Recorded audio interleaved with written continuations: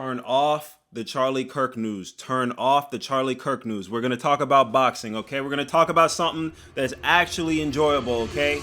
Turn it off. Turn off the Twitter. Turn off the rage bait. Let's clear our minds. Let's talk about the best freaking boxing fight of the year, maybe of the century, maybe of the decade. Well, I don't know. Let's talk about it, man. So I usually don't do this. I usually do MMA fights. I usually predict MMA fights, and I'm something of a scientist myself. I'm something of a scientist myself. I'm not perfect, but I do predict fights. And I've been watching so much film this week. So much film, so many interviews, so many perspectives, so many podcasts about this, trying to figure out what the heck to think about who is going to win this fight. It's razor thin. It's razor thin. These are literally number one, number two best boxers in the whole entire freaking world. Terence Crawford is moving up 2 weight classes to fight Canelo Álvarez from 147 to 154 to 168, and then there's a few weight classes in between those. Terence Crawford is a 2-weight undisputed champion at 147 and 154.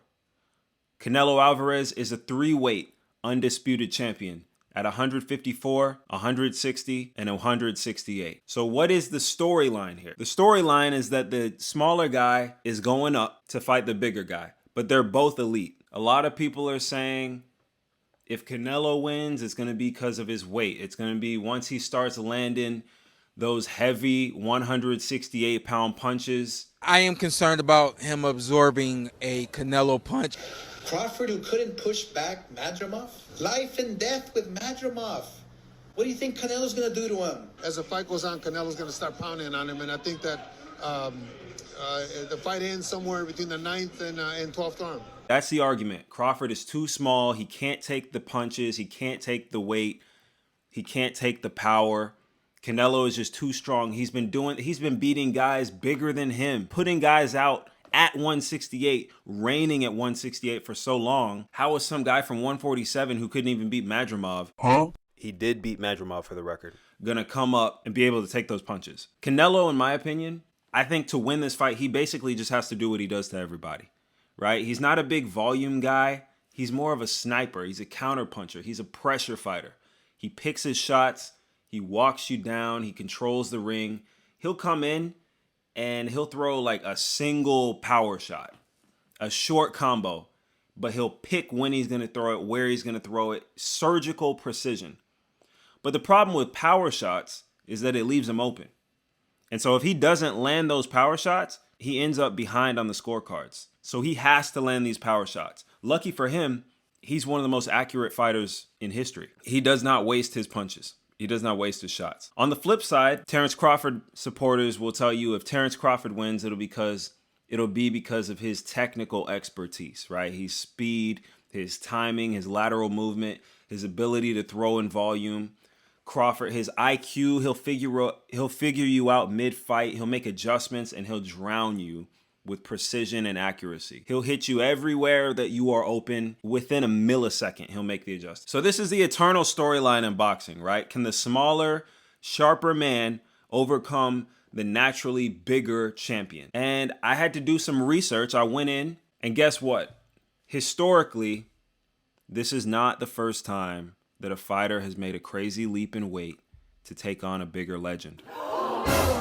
There are fighters who have made 2-3 weight class jumps and successfully beat elite opposition. Now, if you think I'm going to be like all the other channels and talk about Sugar Ray Leonard, he went up and fought Marvin Hagler after retiring and then he beat him. I'm not going to talk about Sugar Ray Leonard. I'm going to talk about El Panameño. Ay, panameño, panameño, panameño, vida mía, yo quiero. I'm going to talk about mi panameño hermano. Hey, back when they used to fight in boxers or whatever this is, whatever that is. Roberto Durán, 1972, at 135 pounds, he stopped Ken Buchanan. And he dominated that division for about 7 years. He's one of the greatest lightweights of all time. And then he moved up from 135, 147 in 1980, and he beat Sugar Ray freaking Leonard. He beat that jive turkey. Man. How'd he beat that brother? Man, that Panamanian brother, he came on in, beat up Sugar Ray Leonard. He beat up that brother. That brother can box, man. I don't know. That's probably how they were talking about it. It was called the Brawl in Montreal. He won the WBC title. This was one of the biggest upsets in boxing history, where the smaller, older lightweight beat the younger, faster welterweight, Sugar Ray Leonard. But it doesn't even stop there. He went up 154, eh? Look at him, putting a guy on the ropes. 1983, he beat Davey Moore. In 1989, at age 37, he beat Barkley at 160 pounds, bro. At 37 years old. Doesn't that sound kind of familiar? The old guy, up a bunch of weight classes, huh? Doesn't that sound kind of familiar? This made him a 4-weight champion. Okay, Flying Squirrel. We get it. People go up in weight. But that doesn't matter because Canelo's different. Okay, let's talk about another guy who went up in weight. Manny Pacquiao. My name is Manny Pacquiao. I'm Manny Pacquiao. One of my favorite boxers. One of my favorite human beings, man. Flyweight at 112 pounds. He won his first world title in 1998. Then he went up to 122 to super bantamweight. In 2001, he won the IBF title. In 2003, he beat Marco Antonio Barrera. 2008, at 130, he beat Juan Manuel Marquez. 2008, he beat David Diaz at 135. He knocked out Ricky Hatton in 2009 for the IBO and the ring title. In hindsight, who didn't knock out Ricky Hatton? I know, that's disrespectful. Don't you dare speak of all Ricky Hatton. After that, beat Miguel Cotto, 147 pounds. After that, beat Margarito, 154 pounds. This man is an 8-weight champion. Went all the way up from 112 to 154. Knocking people out, keeping his power. How did he do it? With skill, with speed. Obviously, we got the example. Roy Jones Jr. moved up from light heavyweight all the way up to heavyweight, 200 plus pounds, and beat John Ruiz. I know John Ruiz is no Canelo Álvarez, okay? And y'all probably will argue Margarito is no Alvarez, Cotto is no Alvarez, Hatton is no Alvarez, Diaz, Marquez, they're no Alvarez, right? These are not Canelos. Okay, let's move on to heavyweight then, okay? Because we also have a smaller heavyweight named Oleksandr Usyk, and he is one of the smallest heavyweight champions in boxing history. In today's heavyweight division, Tyson Fury, 6'9", 270 pounds. Deontay Wilder, 6'7", 215 pounds. Anthony Joshua, 6'6", 240 pounds. Daniel Dubois, 6'5", 243 pounds. Usyk is 6'3" and weighs 225 pounds. Sometimes 30 pounds lighter than these guys. Sometimes 4 inches shorter than these guys. 5 inches shorter than these guys. He's basically a blown up cruiserweight. But guess who's the lineal heavyweight champion right now? You have the whole of Manchester against you, right? Oh, shoot. The lineal heavyweight champion. And he's beaten everybody, no matter how big they are, no matter how heavy their punches are, no matter how small he is, he's beaten every single one of these heavyweight giants. And don't you dare say they're all trash, okay? Don't you dare say they're all trash when just a few years ago, Tyson Fury was the greatest. He's the next Muhammad Ali. Don't you dare, bro. How does he beat him?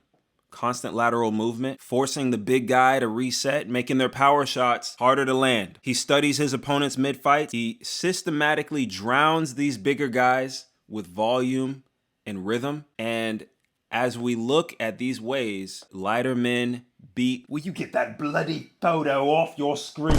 I cannot enjoy the likes of this. And as I look at how Usyk and Pacquiao and Roberto Durán and Roy Jones Jr. and many more fighters have gone up in weight and beaten guys bigger and stronger and more dangerous than them, it just becomes clearer and clearer who the winner of this fight is going to be. It's going to be Terence Crawford. I really think Terence Crawford can win. And I'm saying this knowing that when I publish this video, Canelo fans are going to come out of the woodwork.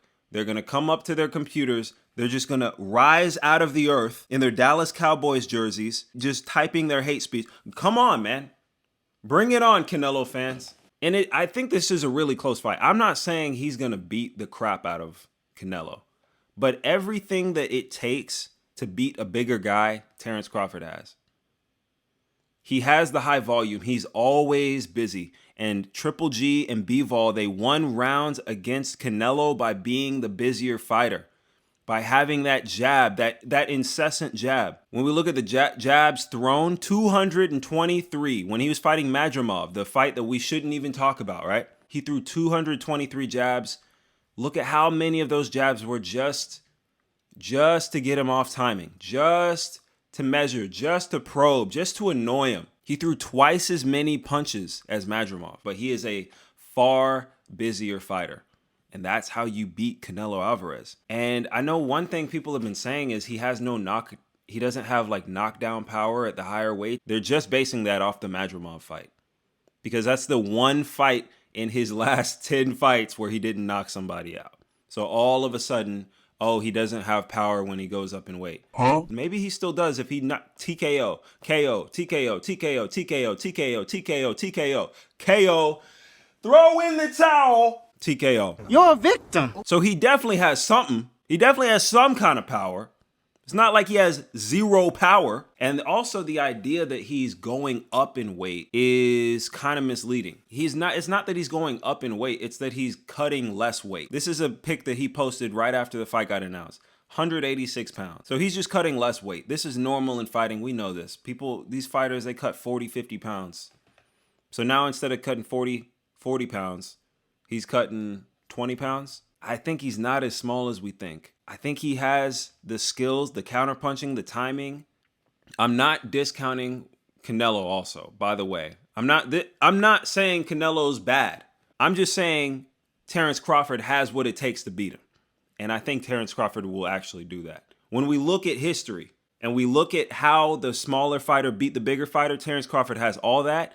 And the bigger fighter right now, he is less active. He throws less punches. One thing that scares me, though, is that Canelo Álvarez can throw less punches and actually lose a fight and still win the fight just because he's Canelo Álvarez. We saw this with Triple G. I know I'm going to get some hate mail from this, but we saw this with Triple G. So, guys, that's my prediction, man. I really think that Terence Crawford has what it takes. Historically, I think it's possible. It's not impossible. Whenever I'm watching a fight, and the whole fight is based on, oh, this guy's more skilled, but this guy has the power and it's a possibility. The more skilled guy wins. He always wins. The more skilled guy always wins the fight. Why are we acting like the power guy always wins? The power guy doesn't always win. It's the better fighter always wins. And if everyone's saying that he's the better fighter, if everyone's saying Terence Crawford is the better fighter, more skilled fighter, and if the weight isn't actually a big difference, and if people with this particular set of skills tend to win against bigger fighters, then why would Terence Crawford not win? This is my prediction. Thanks for watching, you guys. Like and subscribe if you want to like and subscribe. Appreciate y'all. Peace.